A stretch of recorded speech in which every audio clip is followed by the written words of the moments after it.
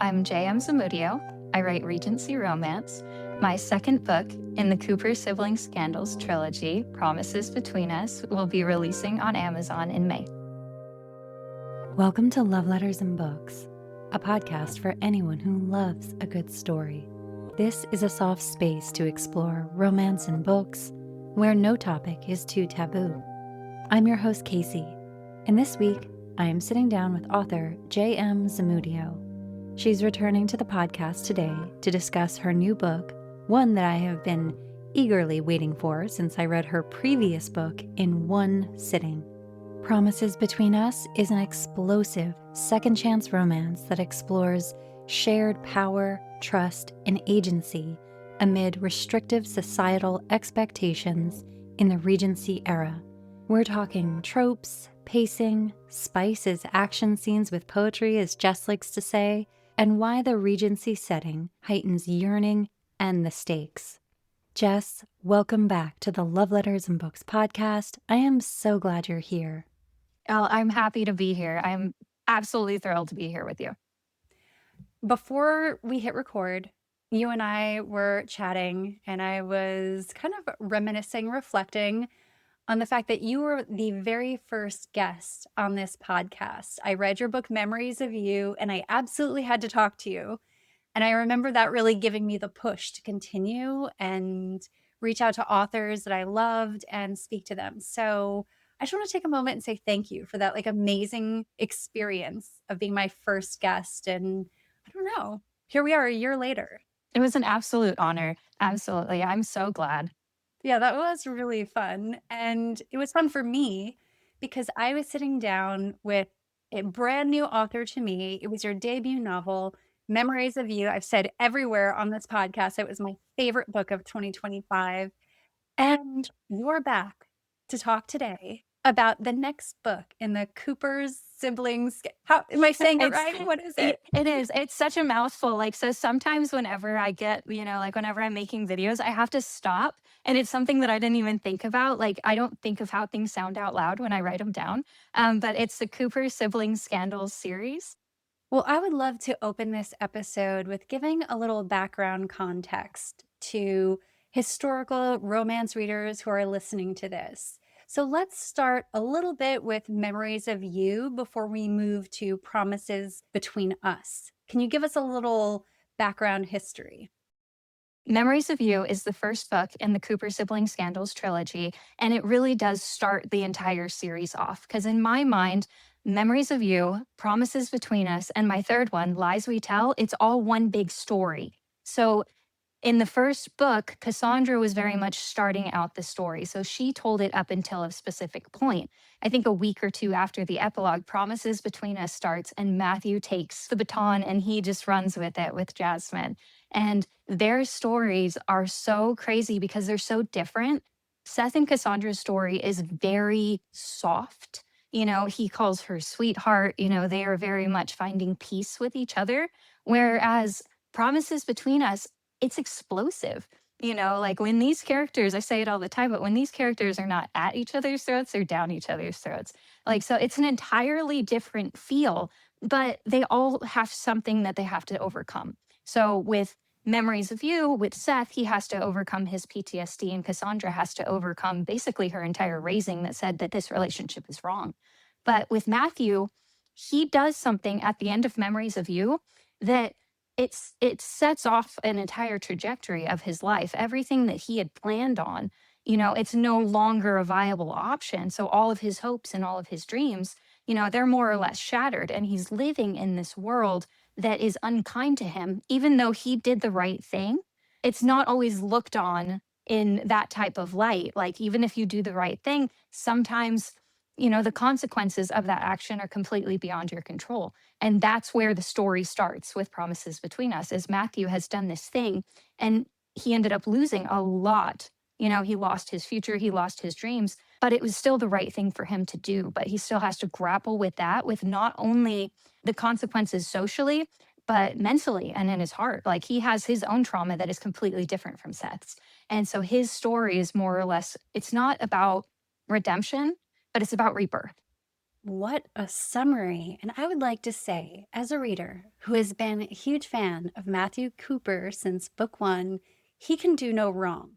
But he does definitely do something that really sets his life on fire.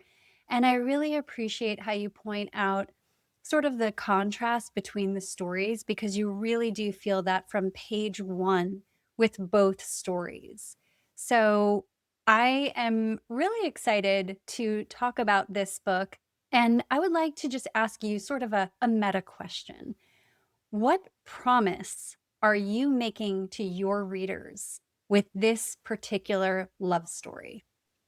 So the promise that I am making to this reader is just to kind of like to buckle in because I'm going to take you for a ride, and the hits are just going to keep coming. You're not going to see where they're coming from. And there's going to be moments of this where it's like it's super sweet. And there are going to be really spicy moments where you're going to question whether or not you like Matthew. But ultimately, like he does, in my opinion, he does redeem himself. So, as far as the promise I'm going to make you, it's that no one is safe and you're still going to have a good time. I'm still going to provide you with a happily ever after, and it's definitely earned.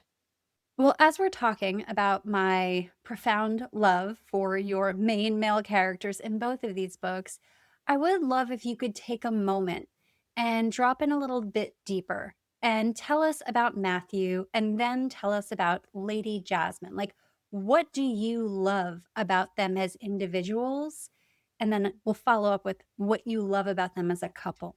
So I'll start off with Matthew. And what I really like about Matthew is that, so I use the MBTI in order to like, first start creating characters. So he's an ENTJ. So he's extroverted. He's constantly thinking of the future. He likes having control of everything and he likes having plans. So he was made the guardian of his younger siblings when he was very young. When he was only 22, he lost both of his parents. So he's really struggled with carrying that backpack and carrying the burden of not only making sure that his life is okay and that Lincolnshire is okay, but also that his sisters are happy and well taken care of. So family is very much the cornerstone of Matthew Cooper. And in order to keep them safe, in order to keep them happy, he will do literally whatever it takes. And he will make tough decisions. He will sacrifice for them because in his mind, that's his responsibility and he will do whatever it takes. And because they're alone in the world, like because, all he has is Cassandra and Caroline at the start, they're so heavy in his heart that every single decision he makes is based off of them. And Lady Jasmine is entirely different than that, So she's a Marquis's daughter, she is very privileged. She is from, she hasn't really struggled a lot, but she's an ESFP, so she loves having fun. She likes, you can never really tell what she's going to do. Whenever she came onto the page, I didn't know what she was going to do. But she's also kind of torn in a way that Matthew is not because she's half Spanish and she's half English. But she doesn't really belong to either world. So she's kind of torn between this very peaceful home that she had in Spain with her grandmother back to the aristocratic, you have to keep your shoulders up, your chest straight, your chin out. And she really struggles with the role that is placed on her because she's supposed to marry well. She's supposed to be a woman of influence. She's supposed to rule the town, but she doesn't want it. She doesn't want it at all. And her coming into her power was a huge part of her character arc, which is I have to find me in all of this where I have all of these expectations. I have to find out what I actually need. And Jasmine's never been in love before. So that's something that is a huge part of her character as well is how can you find love if you're expecting to find love at first sight? How can you find love with someone you've known since you were born? So that's kind of it was very fun for me to play with that. But as far as a couple goes, one of my readers actually said that she really hoped that Matthew would get someone who would hold him up because he has all of this pressure. And that's what Jasmine does for him. So even though Matthew has all of this control issues and, he wants to be in charge, he relinquishes his power all the time to Jasmine. He is constantly giving her agency. And in return, she is giving him the support that he needs in order to, like, okay, yes, you have all of this on your shoulders, but I'm going to help you. I'm going to help you carry your burden. And in that way, I'm going to find my own strength. So I just love them. It's so funny because one of the notes that I took while I was reading, and I'm looking at it right now, is the power of someone believing in you. And I feel like even in the previous book, there were so many challenges where these guys were up against such odds and they're trying to convince everyone in the world that they know what they're doing under immense pressure. And we get into this book, and it is really interesting when your main characters meet their counterpart, because I actually feel like it does flow both ways. I feel like Matthew really believes in her as well. And it's just beautiful to see that energy go back and forth. I do have a question. What do you think it is about their relationship that might surprise the readers? Because we've met them before, right? We liked them in the previous book. So is there anything you can hint at that might surprise the reader in this book? So their dynamic is really about power, and it's not just like who is holding the power, but it's also like shared. So I don't know. It's mm, hmm, I don't know the answer. No, but that's good, because even Mhm. that, I feel like your answer was like the perfect answer, because I really feel like it plants the seed of curiosity about what does power look like in relationships, and how does it evolve, and what does it change within us? What does it reveal within us? So good answer as someone who loved the book and loved their dynamic. So let's look at their chemistry, because again, they have a very different chemistry than Seth and Cassandra, right? Like they're different people, different situation, all of those things. So if you could give us some words to describe the sort of click, the sparks in this relationship, what would they be? So I'm constantly saying that they're fire and fire. So they really feed each other's flames. So with, like I said, with Seth and Cassandra, they were very gentle. But Matthew and Jasmine, like, they go hard, and not just like in their relationship and like in the bedroom and everything, but they really give all their, they give everything. They're very, everything between them is very hot, but You, not just, like I said, not just in the sexual way, but also like with their emotions, because there's history there. They were this close to getting together years ago. And they're both kind of bitter about each other at the start because they're both mad at each other. She left for Spain, he told her to go, and they're both mad at each other for it. So they really have to get past that in order, like, because the attraction is there. They're definitely into each other, but they don't quite trust each other with their hearts yet. well, one of the things that I've learned about historical romance, and I really feel like you were the one who introduced me to this world, believe it or not, like with your book, I was like, oh, I did not know that I loved this genre. But one of the things I'm noticing is the powerful side characters and the influence that they have on the trajectory of the story, the decisions people make, more so than contemporary romance, I think, just in my perspective. So, aside from Cassandra, who is the worst chaperone on the planet, tell us She's a good friend. she is the best friend possible, but my goodness, she couldn't chaperone a sandwich. I know. Can you tell us a little bit about the side characters in this story that play a big part in this series? Yes. So, as you've already said, Cassandra, she is a terrible chaperone, but she is a beautiful wing woman. So, not only is she Matthew's sister, she is also Jasmine's best friend. And if you had to make her choose between Matthew and Jasmine, she would choose Jasmine every single time. I think even in the book, it's like, well, I've always liked you better, so I'm going to take care of you. I'm going to make you do this thing. But also, Matthew was a pretty bad chaperone, too. Like, he put her right next to Seth, and just kind of let her do his thing. So there's also a quote in there. It's like, I afforded her the same luxury when Jasmine calls her out on it. Like, yeah, I did that for her too. So, but not only Cassandra, so it's also Seth. So you get to kind of see Cassandra and Seth acting as a married couple with kids. And that kind of really showcases Matthew's loneliness, because he could have had that. Same thing with Jasmine. If they had just gotten their stuff together and communicated, they could have already had a family. They could have had everything going. But there's also other characters here that are on Jasmine's side. So there are her parents. So Valentine from book one, she was Aunt Valentine for Cassandra and Matthew, but now she's a mother. She's Jasmine's mom. So she has her own opinions on what she thinks is best for her daughter. And not only the mother, but also Lord Dorchester. So he believes something entirely different. So they're all trying to do the right thing, but they're all doing it way differently and they're all doing it wrong.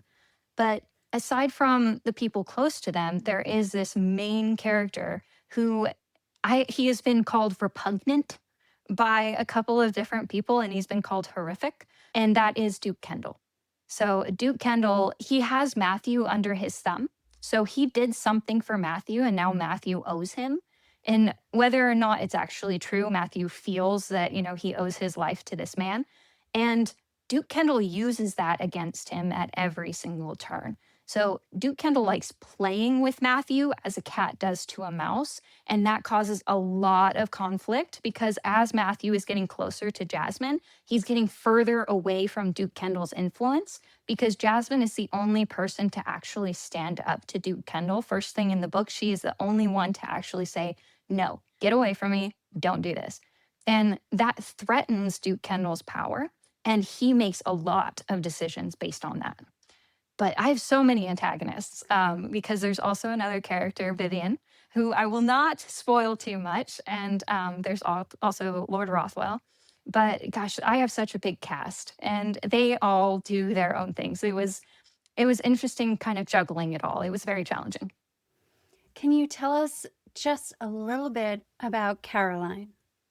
Yes, absolutely. So Caroline is the youngest sister, and the entire thing even from Memories of You, the goal of Cassandra and Matthew is to look after Caroline. So Caroline is the youngest, but she's really sassy, she's really fiery. She sees more than she lets on, for sure. Like she knows what's going on more than anyone else, but she's also very vulnerable because whereas Cassandra and Matthew had to struggle as Caroline is coming onto her debut, they have money now.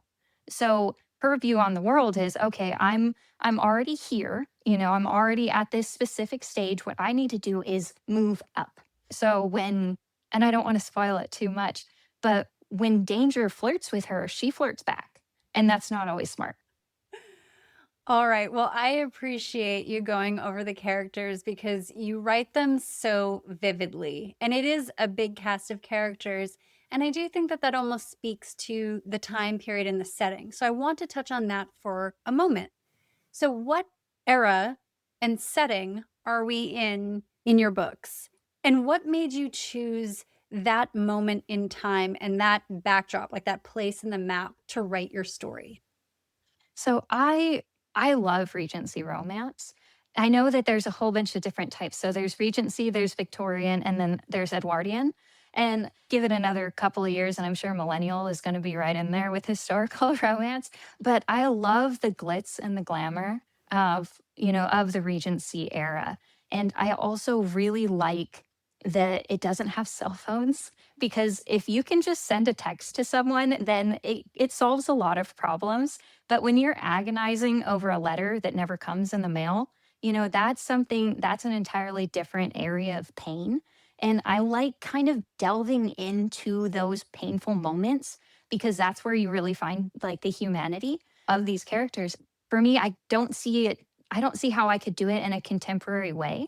So I chose it because I love my favorite author of all time is Lisa Kleypas, and she wrote this book. And I think we talked about it because it's my Roman Empire. I think about it all the time, and I loved it because there's action, there's problems. There are conflicts that they occurred way back in the day, but they're still viable now. People still don't communicate now. There's still power plays, and there's still forces that are kind of pushing people down all the time. And it doesn't matter that it's then or now, but it's a little bit easier to explore it when you don't have cell phones.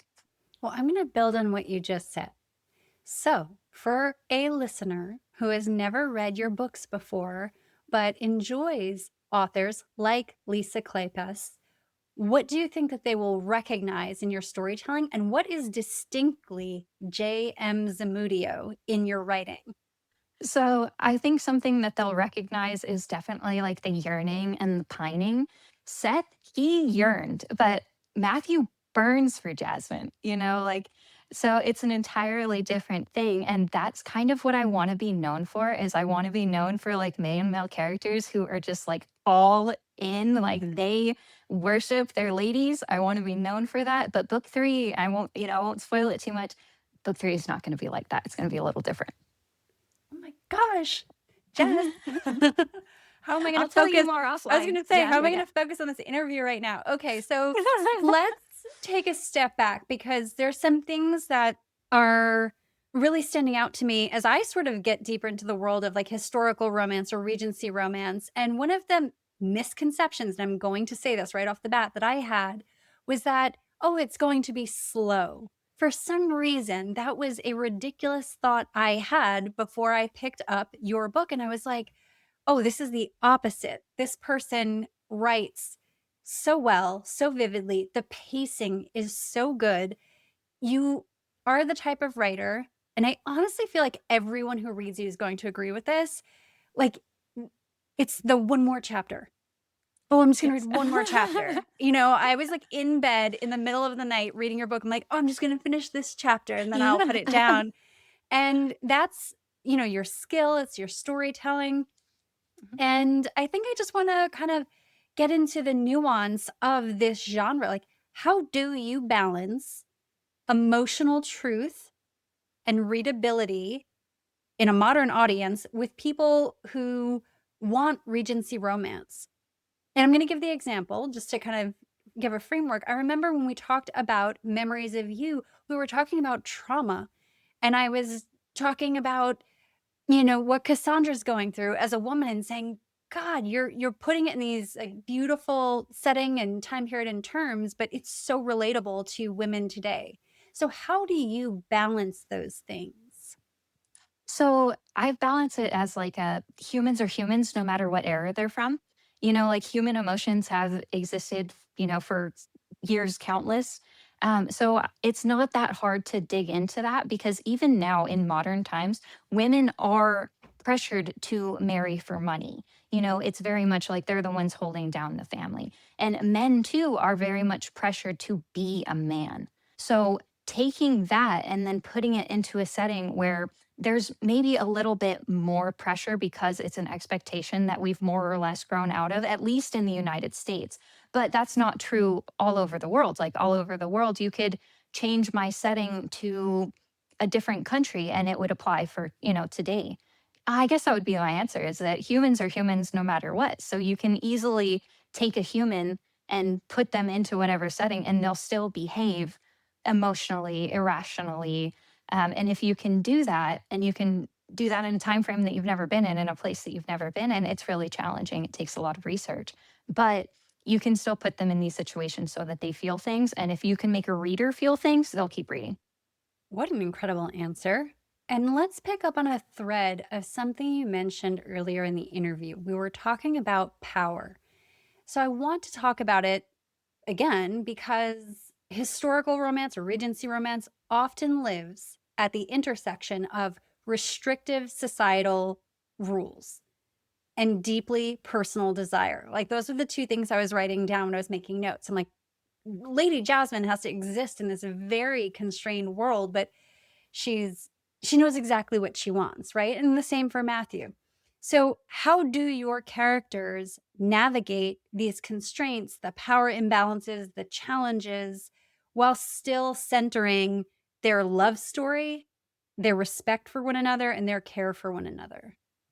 So they're both kind of searching for power in their own way. Like Matthew is trying to extend his power throughout the world, more or less. Like he's an ENTJ, he's a commander. He wants his to go everywhere else. But he even recognizes that women don't have power. There's a speech that he makes where it's like, if given a voice, every woman in here would probably have a better idea of what to do. And so he takes that and he gives it to Jasmine, because Jasmine is literally fighting for it at every turn. She's like, no, I don't want this. This is how, it's like, it's unfair to me. I just want to live a simple life. And she doesn't really get that at all because she is a high ranking daughter. So she has to kind of scrape and for whatever little bit of power that she has. But Matthew voluntarily gives her that power because that's how they find equality, is that yes, you have all of these other things against you, but you'll find a safe space with me. Like Matthew says it, like, you'll find a real pushover with me. I'll do anything that you want, because no one else is giving her that ability. Like, even her mother is like, no, you cannot marry someone, you're a Marquess's daughter. You have to marry wealthy, or you have to marry, with power, because that's something that even Valentine did. So she was born in Spain. She married a Marquess. And then so she came to London and she is ruling everyone, even though she's an outsider. So she's expecting that for Jasmine. And Jasmine kind of has to grow into that role. At first, she's very much fighting it. She's fighting against it. But then through other side characters, like we have Honora, who was born into the Ton. She is, she's a dowager. She's like, no, in order for you to have power, you need to talk. You need to control the narrative. And this is how you do it, like by talking to this person, by doing charity, by, all of these different ways that a woman actually could have power in that time frame. She had to learn how to get it the right way. And like, for Jasmine's character arc is so much fun because of that. She is not only struggling for power, like she's struggling for agency. And Matthew willingly gives that to her from the very start.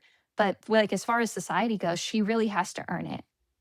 What a beautiful explanation. And as you were speaking, I was thinking about this one scene in the book, and I'm not giving anything away, but where Jasmine doesn't even have the power to take off a necklace because it would cause a problem. And to hear the way Even though it's suffocating her, yes. even though it's suffocating her, right? And then to hear your perspective on her journey, I think that that's a really beautiful explanation. I actually think a lot of people can relate to that even today and the way you wrote that. So let's take a look at the series as a whole.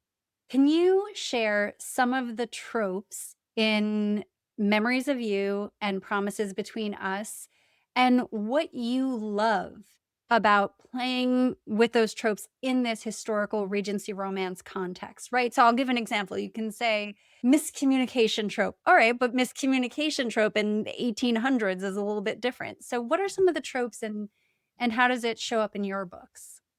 So I'm always doing slow burns. And I don't know if that's a trope or not, but I really like the constant tension where, these people would not just, like with Matthew and Jasmine, it was so challenging to like get them into a bedroom that I actually couldn't for a really long time. So there is, those specific challenges where it's like with Cassandra and Seth, it was forced proximity. They're close to each other all the time, but there is, that separation. So it's really fun to play with those different types of tropes because there is distance between Matthew and Jasmine where there was not between Seth and Cassandra. So with Promises Between Us, it's very much a second chance romance. I didn't think it was a second chance romance until it was explained to me. I'm really bad at tropes because I most of the time don't know what tropes they are. I have to, go back and track back. But second chance romance is very fun because there's so much history between the couple that it didn't work out and it wasn't their fault. Not really. It's like, yeah, they're a little stupid. And that's probably why it didn't work out, because they didn't talk to each other. And I don't think that miscommunication is necessarily a trope. I think it's just, it's human tendencies that we don't always speak to each other in ways that other people will understand. And let me see. So there's second chance, there's spicy. It is spicy. You can't get around it. Book 2 is like really spicy. I actually had to tone it down a little bit. And every time I did, like in the background, I heard Jasmine and Matthew yelling, "But we would do that." And it's like, yeah, but it's not something I can just give to everyone. But let's see. Ah, goodness. See, it's like I have graphics for this and then I still forget what they are. Well, let's pause for a second and actually just touch on the intimacy and the spice. Yes. I mean, it is a romance. That is part of it that comes up in the books. And you're taking these two very fiery personalities, and one of them has had a wild past. And that definitely comes up in this story. But I also think that there's this beautiful way that you wrote about their connection. And again, I never want to give too much away, but there's just this core foundation of trust and safety that really sets them on this beautiful trajectory where things can be scary or uncertain, or you can be anxious about something, but you have that core trust with someone you know will always take care of you. And I want to maybe just ask you as a writer or maybe as a person, why do you think that that is so important in intimacy, in relationships? So, one of the things that I always say is that spicy scenes are just action scenes with poetry. It really is all about trust. And with Matthew and Jasmine, like they've known each other for basically their entire lives. So, he knows her favorite color, he knows her birthday, he knows everything about her. So, he also knows that she's feeling vulnerable because he can tell he's very in tune with her body. He's very in tune with how she speaks because he's known her as, it's basically they've been attached at the hip, just like, Cassandra and Jasmine were, only it's a little different because Matthew actually has had feelings for Jasmine for a very long time.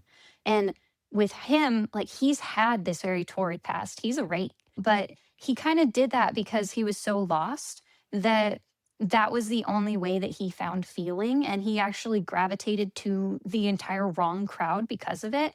Whereas Jasmine, she's never been in love, so she's never allowed anyone except Matthew close enough to see her vulnerabilities, to see that she actually has a very tender heart. So in their spicy scenes, it's very much about trust. Like, because Matthew he's explorative, he's got ideas. He likes what he likes. And Jasmine had never been held before. So in one of the scenes, like he has to get her used to being touched because she hadn't been touched in a very long time, at least not with care. So he has to really warm her up to it. But Jasmine is very open to suggestions. She is very fiery. She always wants to try new things. She never says no. So it's like, okay, I have these really strange, as far as like society would say, things that you can't talk about. I have these really strange desires and I would like to share them with you. And here are my rules. Like, okay, you can always say no. You have the power. You have the power. Even when I have the power, you have it. And it's a fun dynamic that I don't think I would be able to get away with if they were strangers. That it's like, it's just them playing, it's them playing a game and having fun. It's just in the bedroom. And it really does, it kind of forces them to look at each other in a different way. Whereas, like, okay, you're not just Matthew, you're my Matthew. And this is something that we decide together. It's not something you want, it's not something I want, it's something we want together. Oh, I love them so much. As you were talking, I I do was just too. thinking, I was like, I just love them. So let's talk a little bit about the concept of hope and happily ever afters, because happily ever afters are expected in the genre, right? We know that, but there's always that moment where you're just like, how do we get there? So I really want to just check in with you and just find out like what feeling of hope or otherwise do you want readers to have when they close one of your books? Um, like this is probably like the cheapest answer that I can come up with, but I hope they want another one. um, but I think it's just that, you can have all of this stuff stacked against you, but if you really have the drive and if you have the support, like, because I have an amazing support network. My husband is, he's the greenest flag. I say it all the time. And he really helps me find myself. So I want others to know that even if it's like, it's not in a romantic way, like you can always overcome these problems. Like you and I have actually talked at length about like mental health and everything like that. And if you have the right support network, even if it's not romantic, it's easier for you to climb out of this, this pit that you think you're in because there is so much love. There's so much love in the world. And like happily ever afters, they're not so much in real life because, I'm married, one day one of us will outlive each other and it will just be awful. But you'll still have that love and you'll still have those memories. So it's like in Memories of You, it says, even if I lose you, I'll still have the memories of you. And like just knowing that there's like that love and there's that hope out there, like I hope that that carries on when you close the book. Oh, I really felt that. And as someone who couldn't wait for their story, right? Like I closed Memories of You and I was like so in love with Seth and Cassandra that I was just DMing you. I didn't even know you. Yeah, it just really delivered. And I'm so excited for audiences to become more familiar with your voice and your characters and the world that you build, because I know it's a place I love going to. So I'm just really excited for you. And I want to check in maybe on more of a personal level because, as we mentioned earlier, you were the very first guest on this podcast, and that was a year ago. I want you to maybe just take a moment and check in with Jess from a year ago who was putting out this book. Strangers were asking her on podcasts. This Yeah. was all very new. And I'm asking you to drop into that space and tell us a little bit about it, because everyone listening has that one thing that they want to do, that they want to be brave about, that they feel like is their purpose, or they're just really pulled toward it. And there's something that's blocking them, whether it's inside, outside. So can you just check in with that version of Jess and tell us some things that you wish maybe she would have Uh, known? so I was terrified when I first published my book because I genuinely thought it was bad. Well, it's not that I thought it was bad. It's just that I thought I could have done better. Like, and that's my thing is I always think that I could do better. And sometimes you have to realize that sometimes good is good enough. And even if you think it's not that great, like other people will have an entirely different perspective. So I was terrified when I first published. And I did have a whole bunch of people reaching out to me. Surprisingly, I had people, DMing me and, you as well. And I'm so glad that you did because I have met so many amazing people by doing that, like just by being open to experiences and just connecting with readers on a one to one. I never thought that I would do that in a million years. I never thought that reality where I'm sitting here with two books, I never thought that would ever happen. But just being open to experiences, just saying yes. So I say yes to a lot of things. Like whenever someone wants me to like read their book, I say yes. Like I haven't paid for a book all year. But that's because I've met so many cool author friends. And that's something that I never even thought, that I could have this circle because when I wrote Memories of You, I was alone. I didn't have anyone except for my husband. And he was, he was very patient. But he didn't quite understand. He didn't quite get it. And now I have all of these authors who are mentoring me, they're cheering me on. I'm able to ask craft questions. Like I'm in this bowl of other people who have the same drive, who are on the same path as me. And I never thought that that could happen. So, something that I told to another author actually yesterday is that the impossible happens every single day. Like you just have to be open to it. Like I never thought that I would have two books, and here I am. And I never thought I'd have three, and I'm 20,000 words into my first draft for my third book. And I wish I could go back and tell myself not to put so much pressure on everything because I was scared. I was like, I was like shaking like a leaf every single time that but I did it anyway, be afraid and do it anyway. And I think that's kind of the advice that I would give any new writer is yeah, it's terrifying. It's terrifying putting yourself out there and being seen. Like I do talking videos all the time and I have to do like a million of them all at once, but people watch them and people connect with them. And if you're going to write a book, you really need to learn how to connect with people because that's where you find like not only like your readers or your crowd or your customers. I never think of you guys like that. I just think of you guys as someone who connected with something that was deep inside of me. And that's beautiful. I would do it a million times all over again just to be able to like sit here and talk to you a second time. It is crazy. It is beautiful. Oh my God, thank you for such a generous answer. I really feel like you went deep, and I appreciate that because I feel like these are sometimes the conversations we need to have, and we need to hear other people sharing about their experience in that moment where they thought, oh, maybe I'll stay small, or no one wants this, or I'm not going to do this, because we all have a purpose. We all have a message. We all have something we're trying to build or communicate. So it's really beautiful when people come on and share about that. Well, it's interesting to me when I find an author who becomes my auto buy author, and you are one of them. And I think, so the message here is just write more books, but no, but like the message is Like, what does that feel like when you hear someone say that, right? Because Yeah. where you're bringing us in and you're telling me like, yeah, I feel like you're connecting with something that was inside of me, but specifically about writing and being an author. What does that feel like? Not when like I'm complimenting you, but I mean like when you're Yeah. hearing it from other people, you're like, oh, I'm in this arena now. It's beautiful every single time.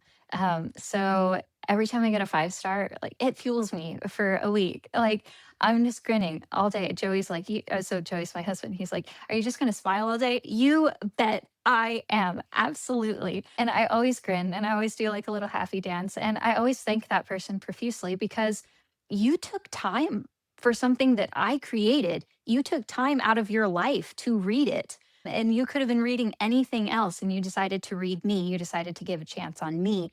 And that is an indescribable feeling. It really is. It is like, it goes straight to the serotonin. The serotonin goes through the roof as soon as someone gets back to me and says, hey, I really liked your book. One of my ARC readers just came back to me and she says, I love Jasmine. I love her strength. And having that, when you're constantly doubting yourself as you're writing, you have the imposter syndrome. Like I call him Barbara, like, shut up, Barbara.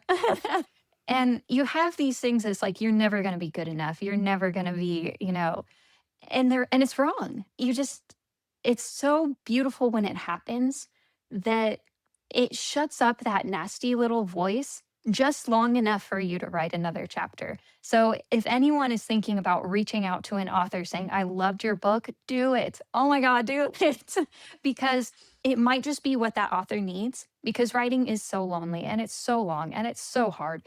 But just having just one reader, reach out and say, hey, I feel seen, or I love this. It's indescribable. It truly is. Jess, I really appreciate you sharing all of that. And it just makes me excited for what's to come for you. So there's no pressure, but obviously, you have an open invitation to come back because I will be devouring Caroline's book when that does come out. But for the moment, we are with Matthew and Lady Jasmine, and we are very much in love with their story. And this is so exciting. Can you give us some information about when and where this book will be available? Yes. So on May 20th, 2026, it will be available on Amazon. So I am Amazon exclusive. So you can read me on Kindle Unlimited. I am looking to go wider, but for right now, I'm just on Amazon. And I'm on every single social that you can think of. You just look up JM Zamudio author and you'll find me all over the place. Jess, it was so beautiful to have you here. For anyone listening, I'm going to make sure that there are links in the show notes to all of Jess's information. And I really hope you guys love this book as much as I did. And I'm going to plug just on my own, go back and read Memories of You as well, because that book was absolutely incredible. So, Jess, thank you so much for being here. Absolutely. Thank you so much for having me. I cannot wait to speak to you again with Caroline's story. I'm so excited. Good. Thank you for listening to this episode of Love Letters and Books, a podcast for anyone who loves a good story. If you enjoyed this episode, please take a moment to follow, rate, and review this podcast on your favorite listening platform. You can find me on both Instagram and TikTok at Love Letters and Books. And if you're interested in being a guest on Love Letters and Books, suggesting your favorite author, or just want to write in an original love letter to yourself or someone else to be read on air, please send me an email at lovelettersandbookspodcast@gmail.com.